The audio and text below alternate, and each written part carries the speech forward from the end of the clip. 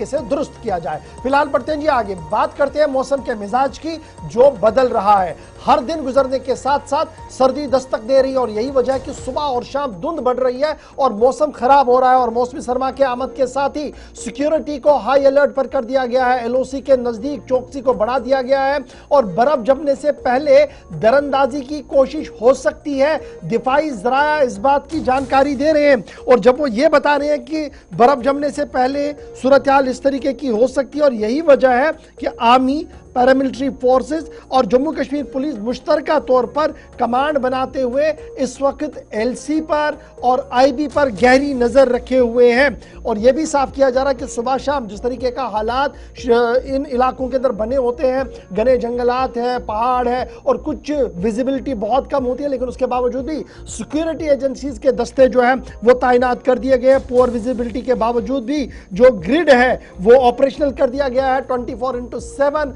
Operational grid को कायम कर दिया गया। जमशीद मलिक के पास सीधे चलेंगे जो हमारे नुमाइंदे इस वक्त एलसी से ज्वाइन कर चुके। तस्वीरें आप देख सकते हैं कि किस तरीके से मौसम का मिजाज खराब होने के बावजूद भी लाइन ऑफ कंट्रोल पर इस वक्त चौकसी बढ़ा दी गई है। न सिर्फ इंटरनेशनल बॉर्डर के आसपास पर, जहां पर कलम ने कहा कि किश्तवाड़ जो 2 इलाके हमारे हैं जम्मू प्रोविंस के अंदर जो आईबी के पास आते हैं, कठुआ और सांबा, वहां पर सिक्योरिटी बढ़ा दी गई है, बल्कि नॉर्थ कश्मीर का एंटायर नॉर्थ पुंछ राजौरी का एरिया जो है वो इस वक्त हाई अलर्ट पर कर दिया गया है और दरअंदाजी की कोशिश बिल्कुल ना हो इसके लेकर इजाफी दस्तों की तैनाती को भी यकीनी बनाया गया। जमशीद मलिक तस्वीरें खुद बयान कर रही है कि सिक्योरिटी एजेंसियां किस तरीके से मुतहरिक एलसी पर है और दरअंदाजी ना हो क्योंकि मौसमी सरमा है, हल्की हल्की बर्फ हो रही है और दर्रे बिल्कुल बंद हो जाएंगे बर्फ पड़ने के बाद, इसलिए कोशिश हमेशा पाकिस्तान की रही है कि इस दौरान दरअंदाजी हो।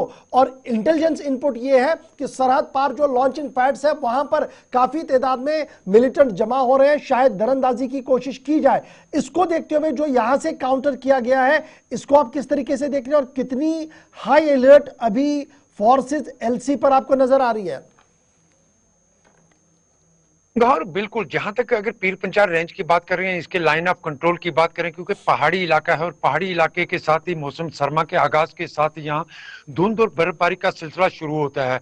इसको देखते हुए इस पर पहले से ही अलर्ट कर दिया गया है, पूरी लाइन ऑफ कंट्रोल को अलर्ट पे रखा गया। उसकी बड़ी वजह यह है कि 2023 के बाद राजौरी पुंछ के अंदर हालात काफी कशीदा हुए, जहां कई आधा दर्जन से ज्यादा हमले मिलिटेंटों की तरफ से फोर्सेज पे किए गए और लगातार दरअंदाजी की कोशिशों में भी इजाफा देखने को मिला। उसको देखते हुए पर सिक्योरिटी एजेंसियों की तरफ से पहले ही पूरी सरहद के पूरे इलाके में हाई अलर्ट कर दिया गया है। गश्ती पार्टियां बढ़ा दी गई हैं, 24 घंटे अब सरहद पर नजरें गड़ाए रखे जा रही हैं और गश्ती पार्टियां देखने को मिली। उसकी बड़ी वजह यह है क्योंकि मौसम सरमा के आगाज के साथ ही इन इलाकों में धुंध का सिलसिला शुरू होता है और धुंध के दौरान धुंध का फायदा उठाकर मिलिटेंट इस तरफ दरअंदाजी करने में कामयाब जरूर हो जाते हैं, मगर इससे पहले जब बर्फबारी होती है उसको भी देखा जाता है, क्योंकि बर्फबारी से पहले दरअंदाजी की कोशिशें करवाई जाती हैं। उसकी बड़ी वजह यह रहती है कि पहाड़ी इलाकों पर जब बर्फ गिर जाती है, जब मिलिटेंट इन इलाकों से दरअंदाजी कर पहाड़ी इलाकों की तरफ चले जाते हैं तो फोर्सेस के लिए काफी मुश्किलें हो जाती हैं। उससे पहले ही इस बार यह देखा गया है कि इस बार पूरी तरह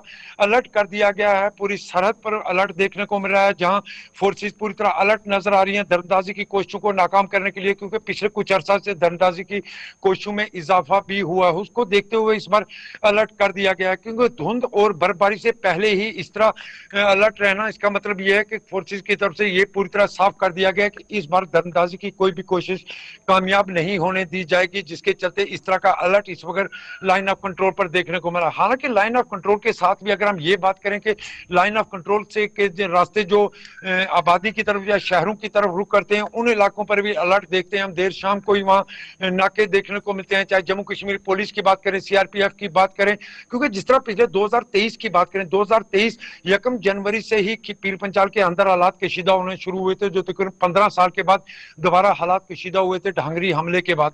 उसके बाद आधा दर्जन से ज्यादा हमले भी मिलिटेंटों की तरफ से किए गए, जिसके बाद दरअंदाजी की बड़ी कोशिशें हुई हैं। उनको देखते हुए या हालात जिस तरह दोबारा कशीदा हो रहे हैं, इसको देखते हुए इस बार सरहद पर काफी अलर्ट कर दिया गया है और पूरी सरहद की अगर देखा जाए तो 24 घंटे अब निगरानी का सिलसिला देखने को मिल रहा है। बहुत बहुत शुक्रिया जमशीद मलिक हमारे साथ ज्वाइन करने के लिए। तस्वीरें खुद बयान कर रही है कि सिक्योरिटी एजेंसियां किस किस तरीके से मुतहरिक है। अब ये कहां पर है वो हम आपको नहीं बता, लेकिन जो तस्वीरें हैं वो ये साफ बता रही है कि इजाफी नफरियों को तैनात कर दिया गया है। दरअंदाजी सिफर हो, इस ज़मन में कोर कमांडर्स भी काफ़ी ज़्यादा एक्टिव है। दिल्ली से नज़र रखी जा रही है और जो भी मुमकिन आलात है उन्हें यहां सरहद तक पहुंचाया गया है ताकि किसी भी तरह से दरअंदाजी ना हो।